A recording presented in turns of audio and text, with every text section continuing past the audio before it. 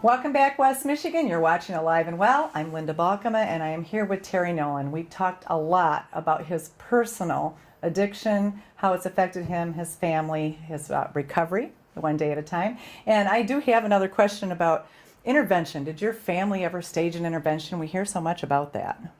Does it work? When I was really a mess back in 1999, prior to going to Hazelden, my family all came out to my house in Norton Shores. It was a real early morning thing. I came out and I saw them. I knew what they were there for.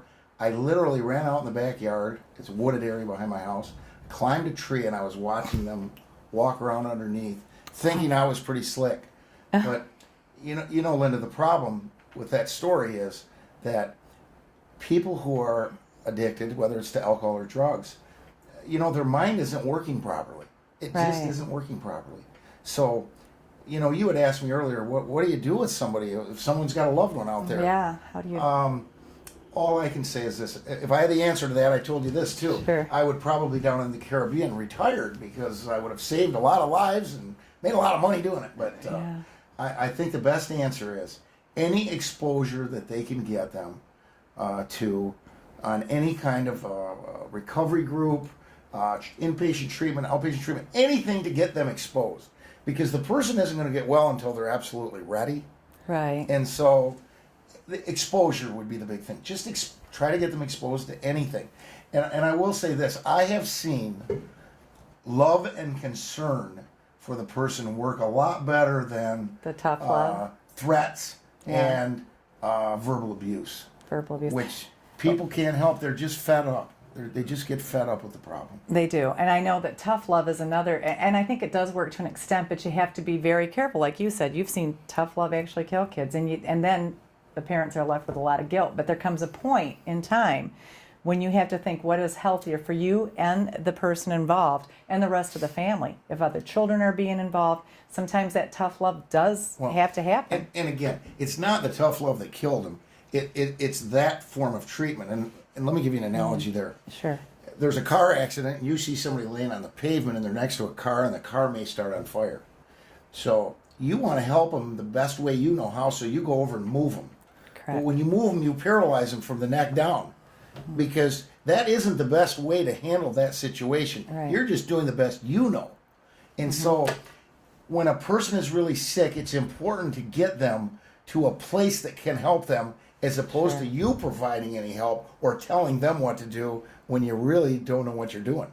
That's true. But how do we... If that all makes sense. It does. We can't always get them there. I mean, I can think of a time when there's some teens that, do you lock them up? Do you send them away? There's a point when parents have control over their teens. Is it worth forcing them in while you still have the legal right to do so, to force them into treatment? All I can tell you is this. When the student is ready, the teacher usually appears. That's a very good analogy. Okay, Terry, well, I want to thank you so much, and let's tell our viewers what's next for you. Where do you go from here? Well, I had Matthew Casel and Kevin Wistrom working for me at the time, and we made a transition where we now have Casel and Associates and Wistrom Law, and I work for those two gentlemen.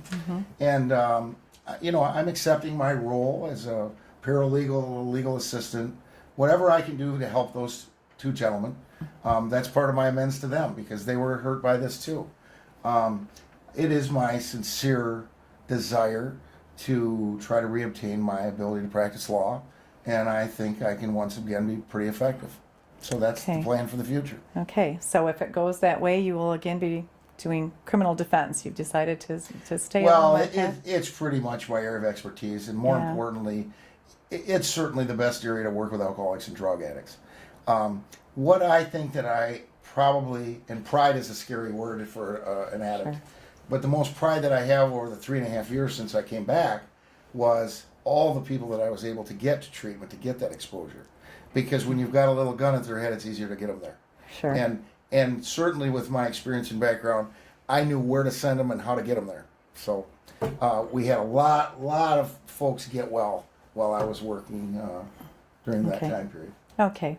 All right. Well, thanks you again. Thank you very much. Thank you, Lynda. Appreciate it. It's good to see you, and and I'm always happy to see your posts on Facebook. Again, if you or a loved one has an addiction problem, please please make that phone call. The number is 1-866-846-7311. Thank you.